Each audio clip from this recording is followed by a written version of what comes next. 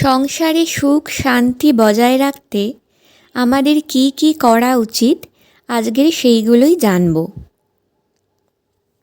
প্রতিদিন ছোট ছোট কাজের দ্বারা আমাদের সংসারে এবং আমাদের জীবনে অনেক উন্নতি হতে থাকে, কিন্তু এই কাজগুলি একদিন অথবা দুদিন নয়, প্রতিদিন আমাদেরকে করে যেতে হবে। তবেই আমাদের আর্থিক দিকে উন্নতি ঘটবে এবং সংসারে সুখ সমৃদ্ধি ঘটতে থাকবে। সংসারে সুখ সমৃদ্ধি বজায় রাখতে গেলে প্রথমেই সংসারে প্রত্যেকটা মানুষের সাথে ভালো ব্যবহার, ভালো কথা এবং সুসম্পর্ক বজায় রাখতে হবে। নিজের সহনশীলতা, ধৈর্য এগুলো বাড়াতে হবে, কারণ মাতা লক্ষ্মী কলহ অশান্তি এগুলো পছন্দ করেন না। তাই ঘরে সবসময় সুখ শান্তি বজায় রাখতে কলহ ঝগড়া এগুলো বন্ধ করতে হবে। ঘরে সুখ শান্তি সমৃদ্ধি বজায় রাখতে গেলে আপনি যেখানে বাস করেন সেই স্থান সবসময় পরিষ্কার পরিচ্ছন্ন করে রাখতে হবে, কারণ মা লক্ষ্মী শুদ্ধতা, পবিত্রতা এবং পরিষ্কার পরিচ্ছন্নতা পছন্দ করেন। এবং যে গ্রহ আমাদের সুখ শান্তি বিলাসিতা এগুলো প্রদান করে সেই গ্রহ হলো শুক্র। তাই শুক্র গ্রহকে মজবুত করতে হলে নিজেকে এবং নিজে যেখানে বাস করেন সেই স্থানকে পরিষ্কার পরিচ্ছন্ন করে রাখতে হবে। ঘরে জমে থাকা ধুলো ময়লা আবর্জনা, পুরানো বা খারাপ ইলেকট্রনিক্সের জিনিস এগুলো জমিয়ে রাখবেন না, এগুলো ঘর থেকে দ্রুত সরিয়ে ফেলবেন। সংসারে সুখ শান্তি বজায় রাখতে গেলে আমরা যে ঝাড়ু দিয়ে ঘর পরিষ্কার করি সেটা কখনো অবহেলা করবেন না। সেটা সঠিক স্থানে রাখুন, যেখানে সেখানে ফেলে রাখবেন না। ঝাড়ুতে কখনো পা দেবেন না এবং ঝাড়ুকে ঘরের এমন স্থানে রাখুন যেখানে সচরাচর মানুষের চোখ পড়ে না। সংসারে সুখ শান্তি বজায় রাখতে গেলে প্রতিদিন ব্রহ্ম মুহূর্তে উঠে 1 ঘটি জল আপনার ঘরের চৌকাঠে ছিটিয়ে দিন। এই কাজটি অবশ্যই করতে হবে এবং আপনার ঠাকুর মন্দিরে 1 ঘটি জল প্রতিদিন রেখে দিন 24 ঘন্টার জন্য এবং প্রতিদিন সেই জল পাল্টে দিন। ঠাকুর মন্দিরে দেবতার উদ্দেশ্যে রাখা এই জল অত্যন্ত শুভ বলে মানা হয়। সংসারে সমৃদ্ধি উন্নতি বজায় রাখতে গেলে কখনোই ধূপ মোমবাতি কিংবা প্রদীপ ফু দিয়ে নেভানো উচিত নয়। প্রতিদিন সন্ধ্যাবেলা ঘরে অবশ্যই ধূপ ধুনো এবং কর্পূর আরতি করুন। প্রতিদিন না হলেও অন্তত সপ্তাহে 2 বার কর্পূর আরতি অবশ্যই করুন। এটি করলে ঘরের পজিটিভ এনার্জি অনেকটা বৃদ্ধি পায়। যদি কাজে বারবার বাধা আসে তবে একটি কাঁচের অথবা পিতলের বাটিতে কিছুটা কর্পূর নিয়ে আপনার বেডরুমে রেখে দিন। সংসারে শান্তি বজায় রাখতে গেলে এবং লক্ষ্মী দেবীর কৃপা পেতে গেলে প্রতিদিন তুলসী বৃক্ষে জল প্রদান করুন। যে ঘটিতে জল নিয়ে আপনি তুলসী বৃক্ষে জল প্রদান করছেন সেই জলে অবশ্যই একটি বাতাসা দিন। একটি বাতাসা দিয়ে সেই জল তুলসী বৃক্ষে অর্পণ করুন। এটি অত্যন্ত শুভ বলে মানা হয়।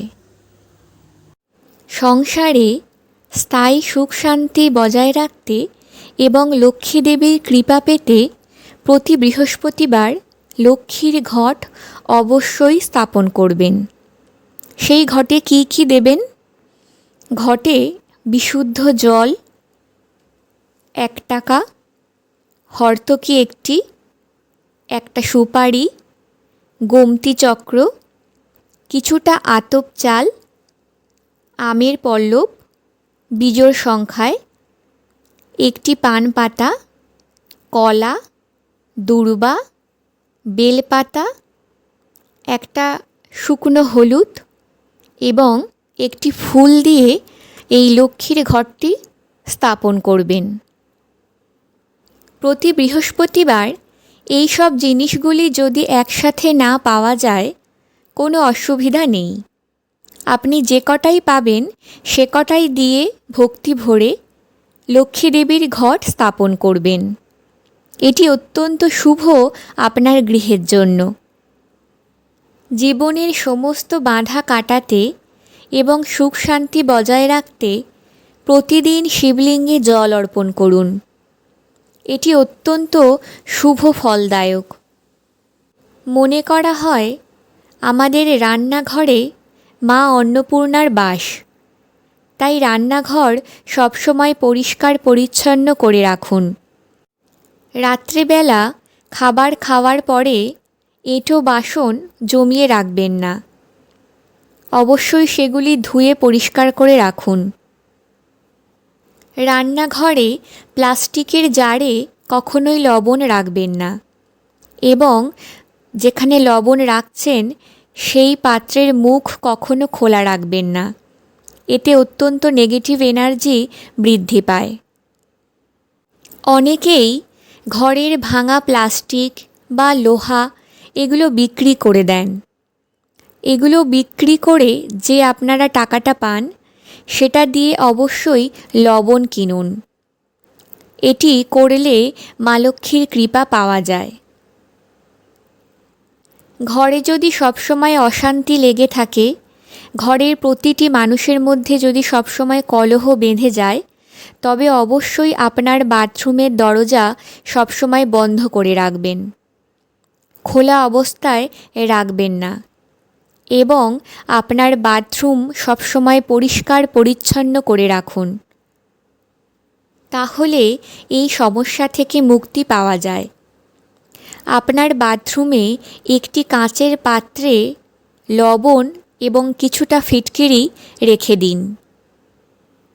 জীবনে সমৃদ্ধি আনতে এবং কাজের বাধা কাটাতে প্রতিদিন স্নান করে সূর্য দেবতাকে জল অর্পণ করুন। সেই জলে অবশ্যই কিছুটা গুড়, কিছুটা রলি এবং একটি লাল ফুল মিশিয়ে সেই জল সূর্য দেবতাকে অর্পণ করুন। জীবনের সুখ শান্তি এবং উন্নতিতে জুতোকে কখনো অবহেলা করতে নেই।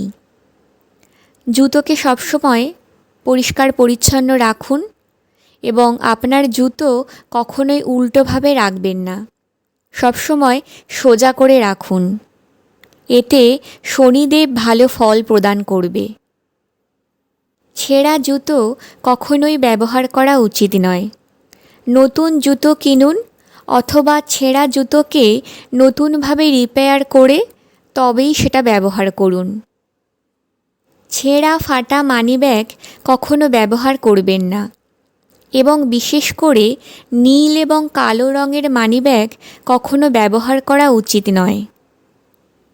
এবং মানিব্যাগে কখনো পুরানো কাগজপত্র, ফর্দ, হিসাব নিকাশের নানা রকম জিনিসপত্র আমরা লিখে রাখি, সেগুলো অযথা জমিয়ে রাখা উচিত নয়। এগুলো যদি মানিব্যাগে জমতে থাকে তাহলে আপনার কর্মের পথে অনেক বাধা সৃষ্টি হয়। তাই এগুলি খুব তাড়াতাড়ি আপনার মানিব্যাগ থেকে সরিয়ে ফেলুন। জীবনে চলার পথে এই ছোট ছোট কাজগুলো যদি আমরা মেনে চলি তবে আমাদের জীবনে সুখ, শান্তি, সমৃদ্ধি, উন্নতি এগুলো অবশ্যই আমরা প্রাপ্ত করি। মা লক্ষ্মীর কৃপা সব সময় আমাদের সাথে থাকে।